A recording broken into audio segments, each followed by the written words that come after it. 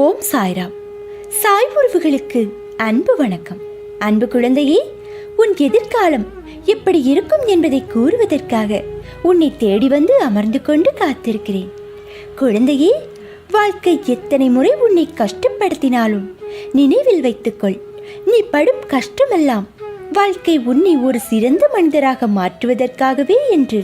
உன் மனதில் ஓடும் அத்தனை எண்ணங்களும் ஆசைகளும் கனவுகளும் நான் அறிவேன். எதிர்காலத்தின் வாழ்க்கை எப்படி இருக்க வேண்டும் என்ற கனவுகளை அழகாக உன் மனதில் கோட்டை கட்டி வைத்துள்ளாய்.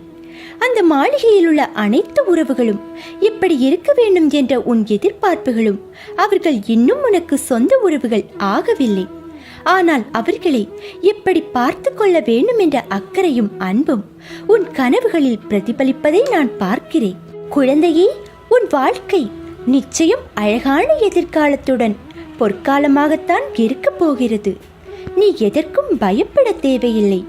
நீ நினைத்தது போன்ற வாழ்க்கை உனக்கு கிடைக்கும். ஆனால் வாழ்க்கை கஷ்டங்கள் இல்லாமல் எப்படி இருக்கும்?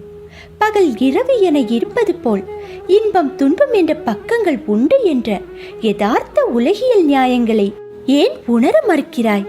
ஒன்றை பெற சில போராட்டங்களையும் கஷ்டங்களையும் நீ தாண்டி வரதான் வேண்டும்.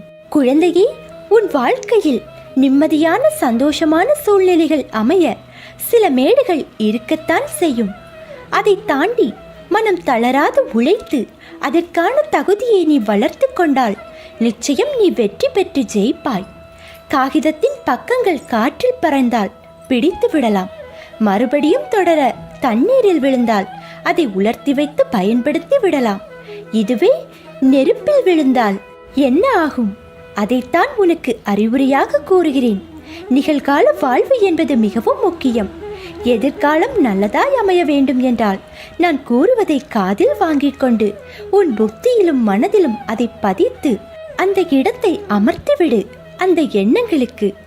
அதன் பிறகு உன் நிகழ்காலத்தை உணர்ந்து வாழ்வாய். நீ வாழும் காலத்தை உனதாயாக்கிக் கொண்டால் எதிர்காலம் உனக்கு பொற்காலமாக மாறும். குழந்தையே, இன்று நீ இருப்பதை விட இதற்கு முன்பு பல வேதனைகள், மனக்கசப்புகள், உறவுகளுடன் பூசல்கள், ஆசையாசையாய் வாங்கினது கைவிட்டு போனது என்ற நிம்மதியை இழந்தாய். ஏன் தினசரி வாழ்க்கை நடத்துவதற்கு நீ பட்ட கஷ்டங்கள் போதுமம்மா, இந்த வாழ்க்கை போதும் என்று அழுது புலம்பினாய். மறந்து விட்டாயா?